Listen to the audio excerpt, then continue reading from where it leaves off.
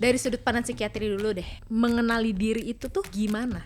Mengenali diri itu seperti kita menjelaskan tentang rumah. Kan tadi kamu bilang soal kayak MBTI, MMPI, itu tuh udah cukup untuk kita mengenali diri, atau sebenarnya mengenali diri itu jauh lebih deep lagi? Itu untuk pengantar, itu oke. Untuk menjadi kita, oh aku seperti ini orangnya boleh. Label pun boleh, tapi jangan dijadikan panduan hidup. Disinilah kita sebagai manusia makhluk sosial, kita pasti butuh referensi dari lingkungan, jadi ngobrol lah. Ketika kamu tidak tahu tentang apa yang jadi kelebihan kamu nggak tahu apa yang bisa kamu lakukan, ngobrol dengan orang lain, terkoneksi, itu adalah cara bagi kita untuk mengenali diri sendiri. Oke, selamat datang kembali di podcast Ruang Tunggu. Kalian penasaran sama kesehatan mental?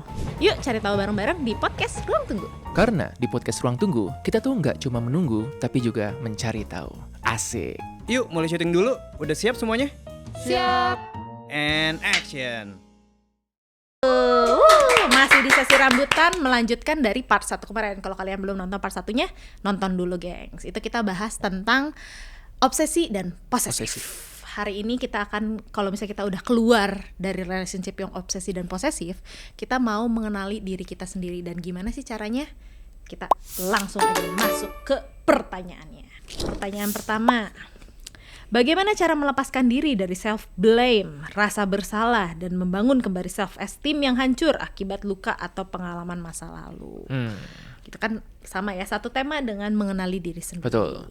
Di sini dia sudah menyadari bahwa ada tuh fenomena nyalahin diri sendiri. Ini gara-gara aku, I'm not good enough, aku nggak pantas. Karena gitu. sering disalahin Betul dulu. tuh.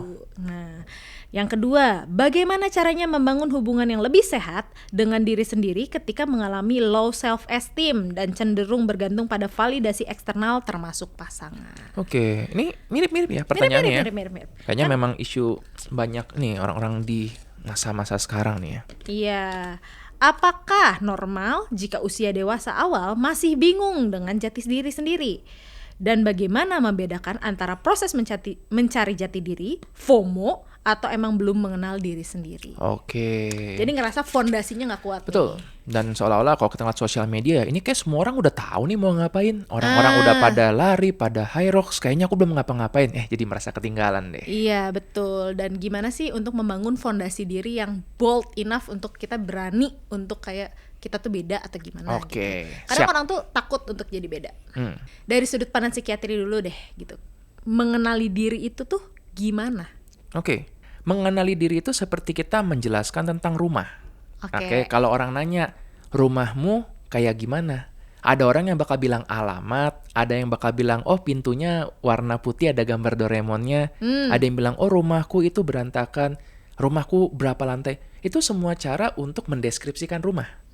Dan gak ada yang salah, semuanya benar. Cuma kadang-kadang kita lupa bahwa orang ini butuhnya apa. Contoh, kalau misalnya ada kurir nih nanyain, Pak rumahnya yang mana ya? Oh rumah saya yang dalamnya tuh ada banyak Doraemonnya. Lah kan dia nggak tahu. Dia baru tahu alamatnya gitu kan. Iya. Disitulah beberapa pemeriksaan kepribadian ya kayak misalnya MBTI itu membuat orang-orang senang karena itu tuh langsung memberikan kategori. Ya dia dikategorikan menjadi introvert atau extrovert, intuition atau feeling gitu. Dan ini jadi sesuatu yang bagus untuk pintu masuk mengenali diri sendiri. Even zodiak ya? Dan kayak House Hogwarts. House Hogwarts Nah gitu ya? tapi ingat ini cuma kayak memberitahu, nih rumah saya yang pintunya warna biru. Oh, ini Itu- rumah saya yang pintunya warna hijau. Itu bagus kalau misalnya orang sudah berada di situ, udah tinggal nyari-nyari tinggal dikit lagi. Tapi kalau orang yang belum kenal sama sekali ditanya, Andreas kamu orangnya gimana? Oh saya ESFJ. Dia nggak ngerti gitu kan. Setelah kita biasa lebih menjelaskan tentang, oh saya adalah seorang psikiater, saya penulis. Jadi itu cara untuk mengenali atau menjelaskan tentang diri sendiri. Maka artinya semakin banyak yang kita ketahui tentang diri sendiri, dan nanti kita memilih kepada orang ini kita menyampaikan yang mana. Kepada pasangan, kita mungkin akan menyampaikan ini loh kualitas diriku begini dan aku membutuhkan seseorang yang seperti begini. Dalam pekerjaan, oh saya bisa begini Pak. Nah saya pengen dalam pekerjaan tuh bisa perform gini, tapi saya merasa saya pantas digajinya segini. Itu kan semua terjadi ketika kita mengenali kekuatan diri kita dan apa yang kita butuhkan dalam hidup. Masalahnya ketika menjelaskan itu saja, banyak orang yang mungkin kesulitan karena selama ini dia mungkin nggak terlalu berani menjelaskan dirinya sendiri. Oke, biasanya kalau tanya tentang kamu seperti apa orangnya atau coba ceritakan tentang kamu, kita nggak jauh-jauh menjelaskan dari pekerjaan ataupun pendidikan. Nama juga. Yes, biasanya gitu. Atau kita mungkin berapa anak berapa dari berapa bersaudara. Maka kita butuh untuk menjelaskan seandainya kita melepaskan pekerjaan kita, pendidikan kita, dan keluarga kita ini siapa sih? Oh, Gitu. that's good question. Ayo, kalian siapa kalau tanpa pekerjaan, keluarga, dan Pendidikan kalian? gitu, itu kan bagian dari self branding juga. Makanya hebat tuh kalau kita nyebutnya misalnya pria Bandung, orang nggak tahu siapa, pria Bekasi orang nggak tahu siapa, tapi bilang pria Oslo, kita langsung tahu itu siapa. Branding kan bagus gitu kan ya, seperti gitu. Kan tadi kamu bilang soal kayak MBTI, MMPI kan emang saintifik ya. Yes, Tapi yang kita sebutin lah yang kayak nggak saintifik kayak MBTI, Zodiac, House of Hogwarts gitu. Itu kan on the surface aja kan. Yes. Itu tuh udah cukup untuk kita mengenali diri, atau sebenarnya mengenali diri itu jauh lebih deep lagi. Itu untuk pengantar, itu oke. Oke. Untuk menjadi kita, oh aku seperti ini orangnya boleh. Label pun boleh, tapi jangan dijadikan panduan hidup. Oh, that's Oke? nice. Kalau sekedar bahwa aku orangnya introvert, jadi kayaknya aku nggak terlalu cocok untuk kegiatan yang terlalu nyapa-nyapa sana-sini. Tapi kalau misalnya kayak mungkin book club yang ngobrol, mendengarkan, aku cocok. Boleh. Yang nggak boleh adalah ketika digunakan sebagai panduan hidup. Aku introvert, jadi udah aku di rumah aja. Kau tanya, kenapa kamu di rumah? Kan aku introvert. Oh, Gitu kan? Jadinya berlindung di balik itu ya. atau orang yang misalnya dia bilang dia terlalu berpikir gitu. Dia pikir, jadi kalau misalnya dibilang, kok kamu ngomongnya gitu banget sih, nggak pakai perasaan. Loh, kan aku memang orangnya logik banget. Jadi Iya. malah membuat dia label itu jadi panduan hidup. Nah, seringkali aku banyak menemukan pasien yang datang itu sudah dengan label yang terlalu kuat ke diri sendiri. Ya kan saya orangnya memang cuek. Sejak ada istilah attachment lagi-lagi juga, kan saya orangnya avoidant dok, jadi ya udah saya nggak terlalu bisa menunjukkan perasaan. Nah itu yang jadi bahaya. Jadi emang itu udah dijadiin kayak acuan hidup itu Betul. yang justru jadi udah nggak begitu bagus ya. Dia baru mengenali diri, tetapi tidak berusaha untuk mengolah itu. Sama aja berada dalam rumah terus tanya, ini kenapa basah? Kan bocor. Tanpa Ini namanya ya. bocor nih. Awareness-nya bagus, tapi tolong dong lakukan sesuatu karena kita punya tanggung jawab dengan diri kita sendiri dan juga dengan orang-orang di sekeliling kita. Oke, menarik. Seberapa berpengaruh lingkungan dengan kayak pembentukan diri kita sendiri? Contoh dari pasangan, keluarga, pola asuh, attachment style, Oke. dan lain-lain, trauma masa lalu. Itu tuh seberapa berpengaruh sih sama pembentukan jati diri kita? Oke, jadi kalau dalam ilmu jiwa itu ada yang namanya temperamen. Oke. Temperamen ini adalah Oh, bawaan. bukan marah-marah? Bukan, temperamen itu adalah bawaan, sifat seseorang. Artinya tanpa pengaruh dari keluarga, tanpa pengaruh dari lingkungan, genetiknya ini temperamennya itu seperti itu. Oke. Biasanya kelihatan dari bayi. Oh, Bayi bawaan aja orok. Bawaan orok itu temperamen tuh.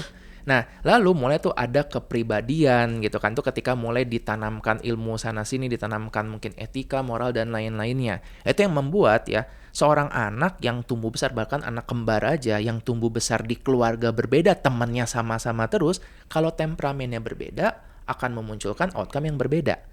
Artinya apa? Dua-duanya berpengaruh. Bawaan oroknya ada, tapi ternyata lingkungan juga berpengaruh juga. Yang sering jadi problem adalah gini, dianggapnya ini kan kakak adik, orang tuanya sama, harusnya sama dong outcome-nya. Kan pertemanan mereka berbeda.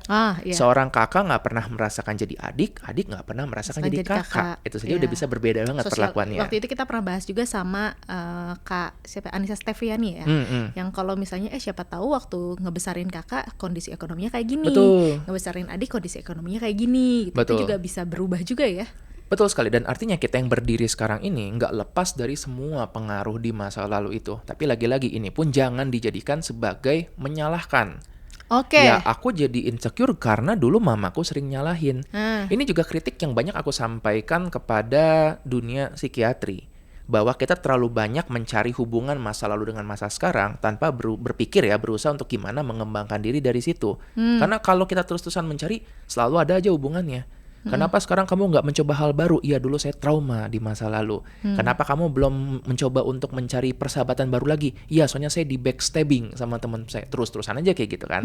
Padahal history masa lalu itu tujuan adalah supaya kita belajar, bukan untuk menyalahkan masa lalu. Bukan untuk diulang. Betul. Kan kebanyakan orang tuh ada beberapa orang yang bingung kayak walaupun sudah banyak pengaruh eksternal, terus di usia dia yang udah cukup dewasa dia masih belum tahu dia maunya apa gitu. Terus kayak apa ya, misalnya contoh nih kayak kok orang-orang suka pilates sih tapi aku udah coba tapi aku kok kayaknya nggak cocok. Oke. Aku aneh ya, atau nggak kayak kok orang-orang udah coba high rock sih aku coba kok kayaknya aku nggak cocok gitu. Atau nggak misalnya itu orang-orang kok suka gambar, kok orang-orang suka ini tapi kok aku coba nggak cocok, aku tuh sebenarnya maunya apa sih gitu. Dan itu tuh dia sadari ketika dia usianya sudah dewasa. Betul. Gitu.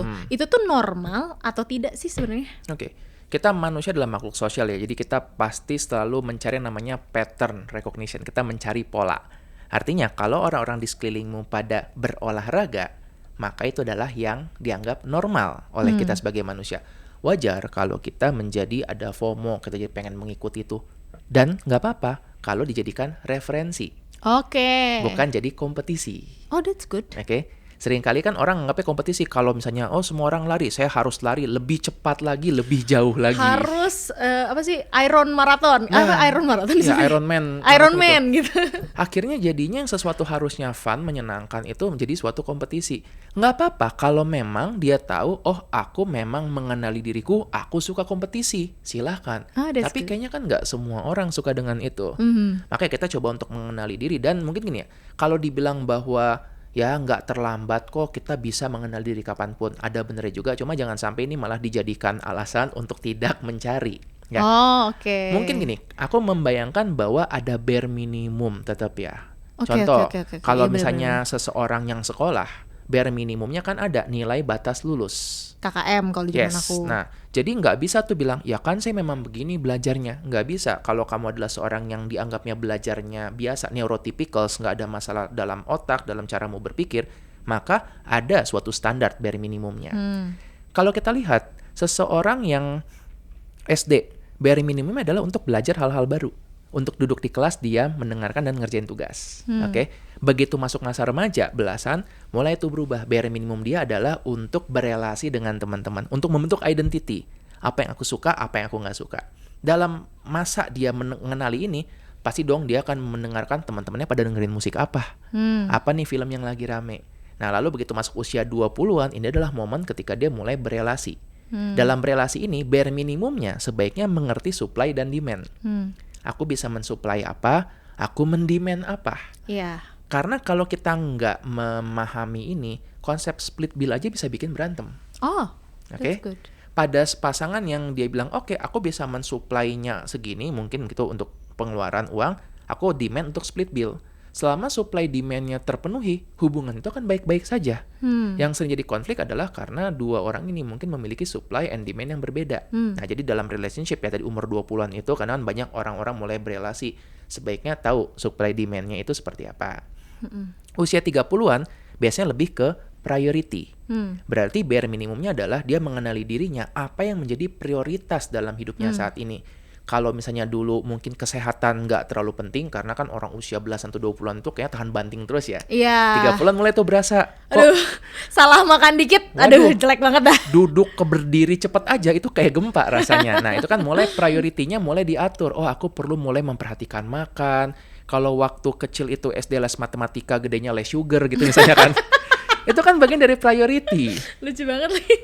Nah, kalau usia 40, ntar beda lagi. 40 itu ketika mungkin udah berkeluarga, kalau yang mungkin punya anak-anak yang udah besar, itu udah mulai mempertanyakan, apakah aku sudah ninggalin sesuatu belum untuk dunia ini? Itu udah lebih philosophical. Gitu. Tapi buat teman-teman tadi ya, berarti mengenali diri bare minimumnya sekarang ya mungkin antara mengenali diri sendiri supply and demand, sama kalau di 30-an menentukan priority. Tapi boleh juga umur 20 mulai menentukan priority sih, nggak apa-apa. Ya, sekarang tuh lagi tren tahu 20 tahun untuk ngumpulin dana pensiun. Dan tidak apa-apa. Itu kan lagi-lagi melihat sekeliling sebagai referensi, tapi jangan jadi kompetisi. Jangan jadi bahwa temanku sudah terkumpul dana pensiun sampai umur 70 tahun. Nah, itu kebetulan dia sudah memiliki garis waktunya duluan. Begitu dia sudah jalan duluan, sedangkan kita mungkin belum. Aduh, kemarin tuh Amar udah dibayar belum ya? Kathleen, skrip tuh ditaruh di mana ya? Repot banget dah kalau misalnya udah ngurus-ngurusin yang kayak gini. Ribet banget sih. Makanya jangan semuanya diurus sendirian. Aku sekarang pakai dan rekomendasiin Odoo. Oh ya, makasih buat Odoo yang sudah support dan jadi sponsor podcast Ruang Tunggu. Odoo itu aplikasi bisnis all-in-one yang lengkap, terintegrasi, dan gampang dipakai. Jadi, mulai dari project management, invoicing, Odoo udah dipakai banyak bisnis di Indonesia, dari UMKM sampai enterprise. Dan podcast Ruang Tunggu juga pakai Odoo loh. Nih, produksi podcast Ruang Tunggu sekarang bisa di-track semua di sini, dari nyusun episode, invite guest, sampai progress editing. Invoice dan pembayaran podcast juga bisa langsung dibuat cepat. Jadi, nggak perlu ribet pindah aplikasi. Laporan keuangan dan sales kita juga otomatis ke-track dengan gampang. Wah, kenapa nggak dari dulu sih? Ini sih bener-bener yang aku butuhin. Bener banget tuh. Kebetulan ada free trial selama 2 minggu. Buat kalian yang sering ngabisin waktu untuk urusan administratif bisnis, ini worth it banget buat dicoba. Klik link di deskripsi ya. Wah, ini sih bakal benar-benar ngebantu aku banget dan bakal ngehemat waktu aku banget. Jadi, kalau kalian mau manajemen yang lebih baik, Dan ngehemat banyak waktu, biarin Odoo yang handle. keep it simple. Oke, aku menarik nih. Aku kadang-kadang kita tuh suka mikir kayak, kok orang-orang tahu ya hidupnya mau ngapain. Contoh kayak misalnya kita ngelihat penyanyi deh, Sabrina Carpenters, dari kecil dia udah nyanyi, udah tahu mau ngapain, kayak sekarang jadi pop stars gitu, atau nggak Ariana Grande gitu, kayak gitu-gitu gitu, kayak gitu-gitulah. Tapi ada beberapa orang kayak misalnya kuliahnya jurusannya ditentuin sama orang tua, atau kayak misalnya SMA ditentuin di sekolah mana, kuliah ditentuin jurusan sama orang tua, terus akhirnya pas bekerja pun dia mau nggak mau ngikutin jurusan kuliahnya karena cuman itu yang dia punya. Betul. Pada saat dia sudah menjalani ini, dia ngerasa kayak, kok ini kayaknya bukan gua ya, kok ini kayaknya gua nggak pingin ini ya gitu. Itu sebenarnya masuk ke quarter life crisis nggak sih gitu? Karena dia sebelumnya on early stage of his life atau her life, itu dia nggak tahu gitu dia mau apa, sehingga orang tuanya mengarahkan. Tapi ketika dia sudah sadar dia maunya apa, sudah terkesan terlambat. Oke, menariknya kemungkinan itu bukan quarter life crisis, tapi lebih ke existential crisis. Oh, nice. Quarter life crisis itu adalah sesuatu yang wajar ya ketika seorang mengalami perubahan, misalnya perubahan dari masa kuliah ke kerja. Oh. Oke, jadi dia melihat bahwa aku nih sebagai medis ya, dunia kuliah kedokteran begini, begitu masuk dunia kerja, loh kok beda? Nah itu terjadi krisis. Sedangkan pada existential crisis, seseorang itu mulai mempertanyakan tentang hidupnya ya tadi. Hidupku bener nggak sih? Apakah ini hidup yang kuinginkan? Itu dibahas sama buku Kedua Kajukmu juga ya? Mungkin ada sekilas, tapi yang lebih banyak membahas ini teman saya, Oh, Nago. oke. Nah, Nago itu banyak membahas mengenai quarter life crisis, tentang existential crisis. Jadi, dan itu topiknya panjang tuh. Mungkin kita bisa membahas sendiri nanti ya. Oke, kita undang aja ya Nago Tejena. Oke, Ayo. belum datang. Tulis di kolom komentar, Nago Tejena tolong datang gitu ya. Oke, lanjut lagi. Tadi sore aku potong. Nah, mengenai hidup sudah ditentukan oleh orang lain, ini memang sulit karena gini, pasti dong aku pengen bilangnya bahwa nggak ada kata terlambat. Ya, tetapi kenyataannya beberapa hal lebih mudah apabila dilakukan dari dulu. Iya. Kita bisa bernyanyi kapanpun, tapi kalau untuk memiliki suara, memiliki karakter sendiri akan lebih advantage kalau misalnya kita memulai dari lebih awal. Nah, aku tetap sih menganggap bahwa nggak apa-apa kalau mau mencoba sesuatu, silahkan aja. Kita juga baru mulai podcast di usia yang mungkin nggak muda lagi, gitu kan? Dan Iya. itu tidak apa-apa. Kadang-kadang yang jadi masalah adalah self-limiting belief. Oh, Oke, kita yang sudah membuat batasan sendiri, aku tidak akan bisa melakukan ini. aku nggak bisa jadi penyanyi di umur 20-an. Betul gitu. sekali, kayak ya udah terlambat. Itu pun self-limiting belief. Akibatnya apa? Dia bukan cuma nggak mengenali diri sendiri, dia bahkan memberikan batasan untuk diri sendiri. Jadi seolah-olah aku nggak tahu aku bisa apa, yang jelas aku nggak bisa nyanyi. Oh. Aku nggak bisa untuk perform, aku nggak bisa untuk pindah jurusan. Jadi udahlah yang kekuatannya dia nggak ada, limitationnya banyak banget. Nah itu jadi bahayanya tentang self-limiting belief itu tuh kayak ku bahas juga di buku Semangka sama di buku Topeng sih. Wah, menarik. Nah, aku juga pengen tahu, apakah rasa tidak puas akan hidup itu berpengaruh nggak sih dengan cara kita mengenali diri kita sendiri?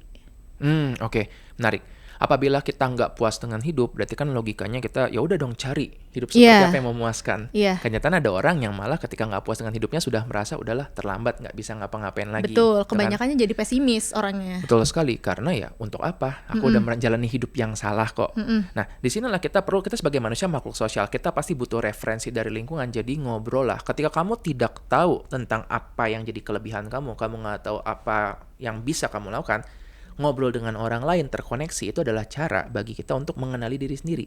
Bukan berarti kalau kita ngobrol orang ini, oh dia buka bisnis, berarti aku harus buka bisnis. Tidak, hanya jadi referensi. Dia buka bisnis artinya bisa kok seumuranku buka bisnis. Yang ini mungkin fokus olahraga, bisa kok berolahraga. Yang ini sudah berkeluarga, oh bisa kok berolahraga. Membuka possibilities dulu aja. Oh, menarik. Oke, kita balik lagi ke relationship dan pengaruhnya dalam diri kita sendiri. Nah, kita ngenalin diri sendiri. Oke, batasan mana yang wajar ketika kita meminta validasi atau kayak butuh validasi kepada eksternal? Ini ada istilah yang sering disalahpahami, udah dapat reputasi buruk, yaitu narcissism. Ya. Oke.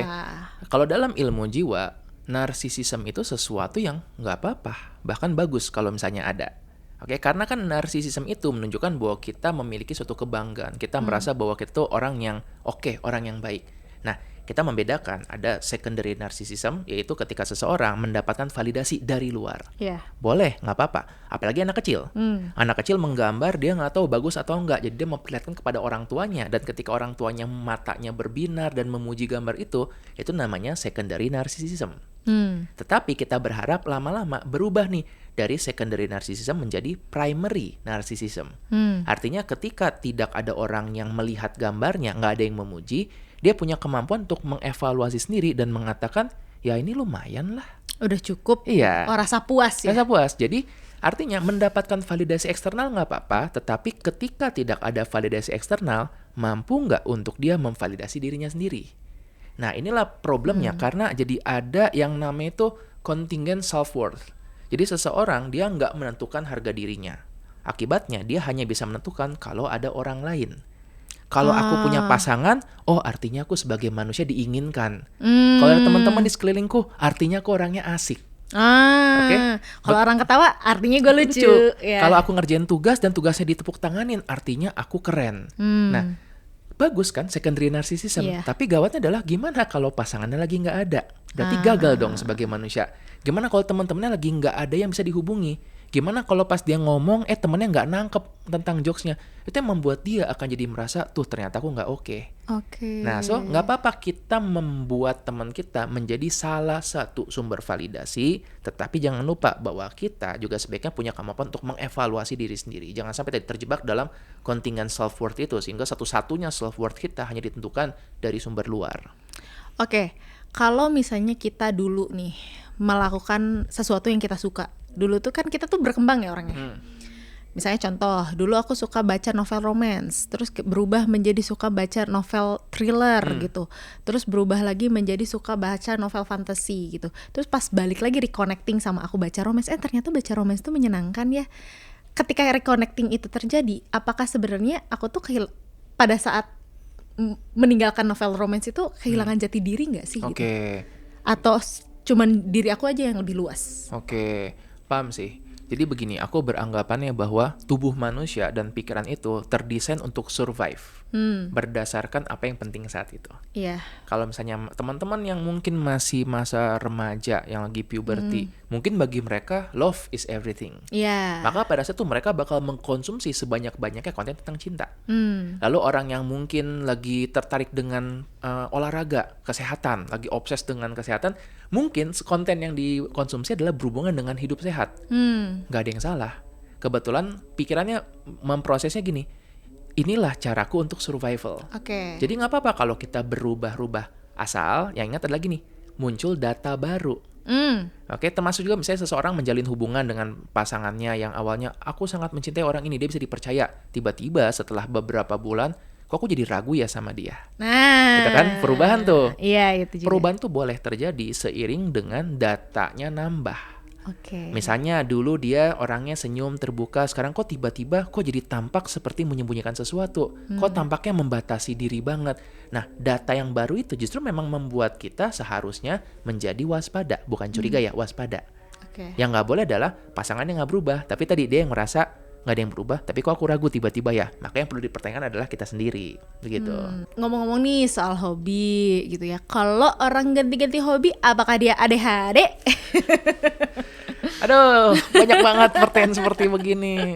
Dok, aku melakukan beberapa hal sekaligus. Dulu aku Iya. begini, terus karena aku ADHD, aku main golf, terus setelah 1 bulan aku pindah, sekarang main padel. terus aku main puzzle, terus aku sekarang begini. Iya. Nggak apa-apa ya, bukan karena Normal nggak sih ADHD. Bisa jadi kan kita ada orang yang exploring. Di buku Topeng aku menjelaskan tentang fenomena explore versus exploit. Ketika kita masih muda, kita cenderung untuk mau explore sesuatu yang baru. Dan dari explore itu ya, kita akan mungkin memilih yang kira-kira cocok buat kita. Disitulah mungkin ada orang yang aku nyoba gini, terus aku pindah, ya nggak apa-apa. Tapi paling nggak itu kan butuh kita untuk mengenali kenapa aku nggak suka atau nggak cocok dengan yang ini. Oh, menarik. Begitu, bukan cuma sekedar bosan aja. Oke, Begitu. menarik. Itu yang membedakan seseorang yang dia cukup dewasa atau enggak. Bahkan kalaupun saya ada orang yang cerita, Dok kemarin aku kerja, tapi setelah 1 bulan aku berhenti. Aku nggak langsung nganggap bahwa dia ada komitmen issue. Dia ngerti nggak kenapa? Kalau misalnya dia bisa menjelaskan, sebenarnya oke di sana, tapi mungkin misalnya karena jarak terlalu jauh, waktunya habis di commuting, dan dia jadi secara fisik nggak bagus, karena itu dia memutuskan berhenti. Berarti kan dia mengenali dirinya sendiri. Iya. Dan sama juga, ini baru pekerjaan. Kalau kita bilang, Dok kemarin aku baru pacaran 1 bulan putus, jangan langsung anggap dia komitmen issue. Oke. Ya, dia mengerti nggak tentang alasannya itu kenapa. Begitu. Yang penting tahu apa yang dimau dan nggak dimauin ya. Betul, sesuaikan dengan makanya judul kita di hari ini kan memang untuk mengenali diri sendiri, mengenali self-worth kita. Apa sih kayak ciri-ciri kita tuh udah kenal sama diri kita sendiri? Oke. Mungkin gini ya, ketika kita kenal dengan diri kita, sama seperti gini. Kalau orang manggil aku Andreas, aku nengok. Iya. Kalau orang manggil aku Jimmy, aku nggak nengok. Iya. Karena aku tahu bahwa aku Andreas, bukan Jimmy. Tapi kalau misalnya aku dipanggil, woi jelek, aku nengok. Jangan-jangan aku masih ada ragu, aku jelek atau enggak sih? Begitu. Jadi, segimana kita bisa untuk goyah atau mempertahankan pendapat kita. Begitu. Nah, disinilah banyak orang yang mungkin memang foundationnya nggak terlalu kuat gitu kan. Jadi dia nggak terlalu mengenali diri sendiri. Apalagi kalau dari kecil udah biasa ditanamkan oleh orang tuanya. Dia ini anaknya pemalu. Ya, udah ini kamu nggak bakal bisa. Atau oh dia ini ceroboh. Nah, kalau di buku Topeng itu aku menjelaskannya, ini adalah kayak cerita yang ditanamkan oleh sekeliling. Ketika orang ini berhenti ngomong, kita yang melanjutkan ngomong sendiri. Begitu.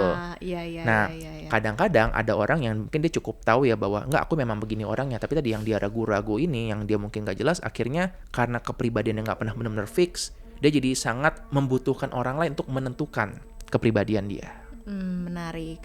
Ngomong-ngomong soal kayak self-esteem, gimana sih sebenarnya, tadi juga ada pertanyaan kan kayak gimana cara kita untuk kayak ngebangun self esteem, dan apakah orang yang pede itu selalu baik? Oke. Gitu. Self esteem ini kayak bisa satu topik sendiri sih ya tentang self esteem, tapi secara ringkasnya ada perbedaan gini antara actual self ya, lalu ideal self sama out self. Nah, actual self ini adalah kita saat ini. Ideal self adalah menurut kita harusnya seperti apa. Out self ini adalah menurut orang-orang di sekeliling kita harusnya bagaimana. Semakin jauh jarak antara 3 ini, itulah yang membuat kita ada jadi diskrepansi namanya, dan kita mungkin merasa gagal dalam hidup. Maka orang yang tadi merasa bahwa self-worth-nya atau self-esteem-nya rendah, mungkin karena jauh dari 3 ini. Contoh misalnya, actual self dia jomblo. Ideal self dia mengatakan harusnya aku punya pasangan. Lingkungannya mengatakan kok kamu belum punya pasangan. Jauh kan antara 3 itu. Ini yang membuat self esteemnya jadi jeblok. Tapi kalau misalnya dia merasa actual self aku nggak punya pasangan, ideal self ya aku nggak apa-apa berpasangan tapi nggak harus juga sih. Lingkungannya pun dalam situasi yang ya nggak apa-apa kalau kamu fokus karir dulu, maka self esteem dia jadi kuat. Begitu. Jadi kita bisa ngecek dari 3 hal tersebut tuh. Gimana kayak mengetahui diri kita tuh self esteemnya cukup? Menjalani hidup dengan kita, aku bilang tuh ini agak abstrak ya, tapi cukup napak gitu. Jadi kita nggak kayak doyong gitu. Kita ngerasa kayak yakin dengan langkah kita gitu. Ingat ya, orang yang percaya diri bukan berarti ngelangkahnya itu nggak mikir loh. Benar. Dia tetap hati-hati, tetapi dia yakin dengan langkahnya. Jadi kalau misalnya orang bilang, dia percaya diri banget, maju ke depan joget-joget, belum tentu percaya diri. Bisa jadi nggak tahu diri. Impulsif. Bisa jadi kan? Oke. Nah, balik lagi ke relationship, itu tuh kadang-kadang ada momen dimana kalau misalnya orang abis dari toxic relationship yang kayak tadi obsesif atau itu, ketika berantem ataupun apa, dia cenderung untuk menyalahkan diri dia sendiri. Ketika dia menyalahkan diri dia sendiri, apakah dia losing him atau herself secara perlahan nggak sih gitu? Oke. Atau pengaruhnya gimana sih ke diri sendiri itu? Oke, kita perlu tahu dulu alasannya, motif kenapa dia menyalahkan diri sendiri. Karena pasti berbeda-beda alasannya. Ada yang menyalahkan diri sendiri karena dia terbiasa disalahkan. Jadi akhirnya, ya jangan-jangan emang aku yang salah. Ada juga yang menyalahkan diri sendiri biar cepat selesai. Oh iya. Berdebat lama, udah deh sorry ya aku yang salah. Ada yang seperti gitu juga gitu. Tapi ada juga loh orang yang menyalahkan diri sendiri ini ternyata salah satu strategi manipulasi. Ada kan ya gitu ya. Udah deh emang aku salah selalu bla bla bla bla supaya enggak kok bukan kamu yang salah gitu kan.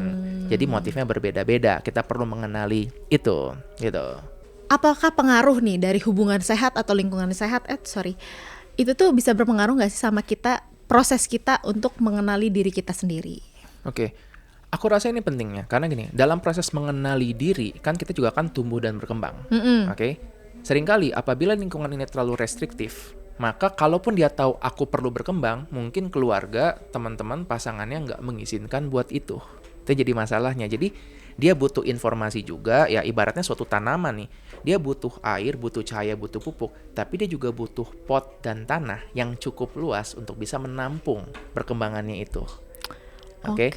Nah, makanya ada beberapa orang yang mungkin dia sangat restriktif. Jadi sangat tertahan dan susah berkembang pada saat sekolah ataupun kuliah. Tapi begitu dia misalnya bekerja, baru bebas. Karena mungkin baru mendapatkan lingkungan yang mendukung untuk dia tumbuh dan berkembang. Jadi emang nggak ada kata terlambat untuk tumbuh dan berkembang ya. Yes. Dan coba kalau kamu ngerasa stuck di situ-situ aja, ganti lingkungannya. Betul, aku setuju banget dengan itu. Dan ini yang kadang-kadang mungkin lagi-lagi ada anggapan salah ya. Wah, begitu dia sudah sukses, dia pindah tempat. Dia lupa kulitnya. Padahal memang bisa jadi dia proses dari mengenali dirinya, menyadari bahwa aku tidak bisa tumbuh optimal di sini. Aku perlu pindah ke tempat lain. Begitu. Nah, nanti kalau kita deal dengan perasaan bersalah dan lain-lainnya tentang gimana buat boundaries yang sehat, nah itu kita pernah bahas juga tuh di episode yang sebelum-sebelumnya juga ya, tentang membuat boundaries, healthy boundaries. Oke. Pertanyaan terakhir dari aku deh sebelum kita masuk ke sesi semangka. Kalau pendapat kita berubah seiring karena kita mendapatkan data yang baru, itu kita berkembang atau kehilangan data diri? Selama karena mendapatkan data yang baru, artinya kita tambah pintar. Oke.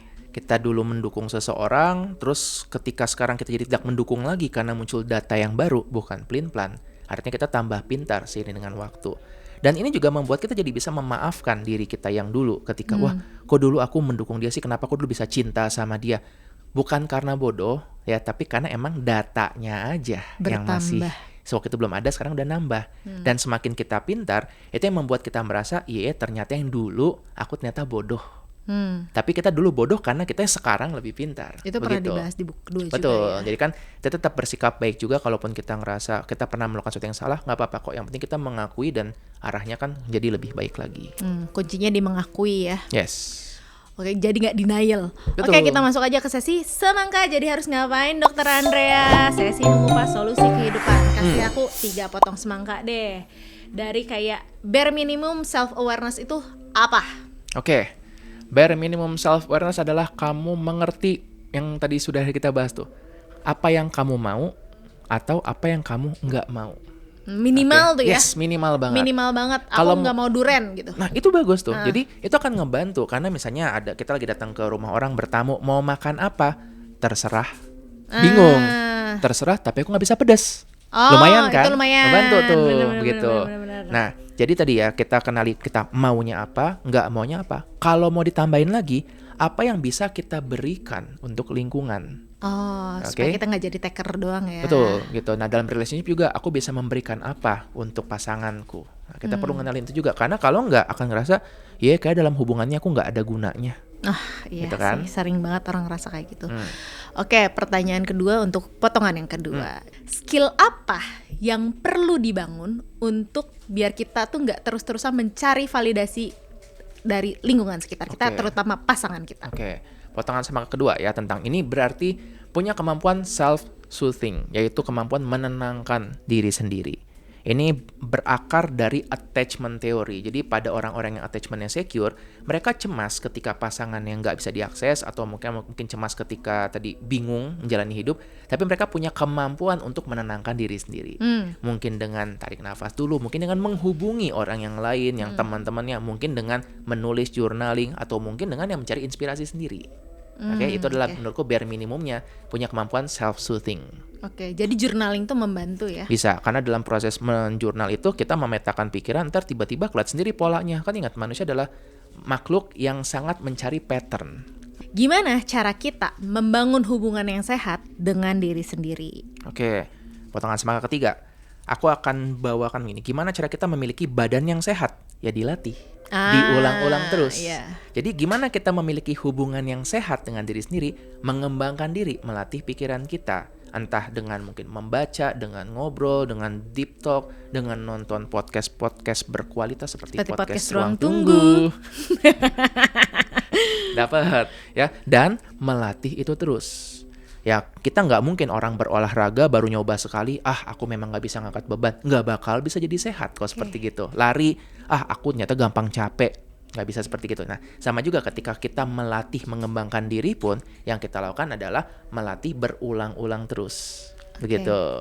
Aku jadi kepikiran satu ini ya, bukan quote sih ini ya. Kayak, kamu deh kayaknya yang pernah ngomong ke aku. Kalau itu terasa tidak nyaman, berarti kamu sedang berkembang. Oh yes.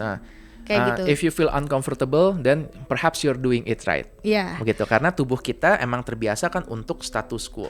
Jadi ketika kita mulai berolahraga, kita mulai mungkin diet gitu, kita mulai melakukan sesuatu yang baru, itu kan merasa nggak nyaman, itu resistensi dari tubuh kita. Iya. Gitu. Jadi nggak langsung kita anggap nggak nyaman sama dengan buruk. Kita cuma bisa bilang nggak nyaman, berarti kita melakukan sesuatu yang berbeda. Moga-moga berbedanya ini menuju ke yang lebih baik. Lebih baik, begitu. Iya. Dan membiasakan diri kita juga untuk terbiasa ya dengan situasi yang baru. Jadi misalnya tubuh yang lebih sehat gitu, ataupun pikiran yang lebih tajam dan lain-lain. Oke, gimana, kalian suka nggak sama video hari ini? Kalau kalian suka silahkan di subscribe, di share, dan di like juga dong. Jangan lupa kalian nyalain juga notifikasinya biar kalian nggak ketinggalan video-video dari kita. Kita selalu upload di setiap hari Rabu dan hari Minggu. Kita juga ada di Spotify, jadi kalau kalian lagi nyetir ataupun lagi sibuk, kalian bisa cuma dengerin suara kita aja di Spotify. Kalian juga jangan lupa baca buku, karena Dr. Andres baru saja menulis buku yang ketiga, yaitu Seorang Anak yang Bersembunyi di Balik Topeng Superhero. Kalian kalau misalnya ada pertanyaan bisa langsung ditulis aja di kolom komentar dan di link yang ada di description box di bawah itu. Di description box di bawah juga kalian bisa isi kalau kalian mau beli merchandise dari podcast Ruang Tunggu, kayak pouch, annotation strip, dan juga stiker yang lucu-lucu dari kita. Gemes banget deh. Oke, kalau kayak gitu sekian aja podcast Ruang Tunggu, karena di setiap perhentian pasti ada ceritanya. Bye-bye, selamat nunggu Ruang Tunggu lagi. Bye-bye.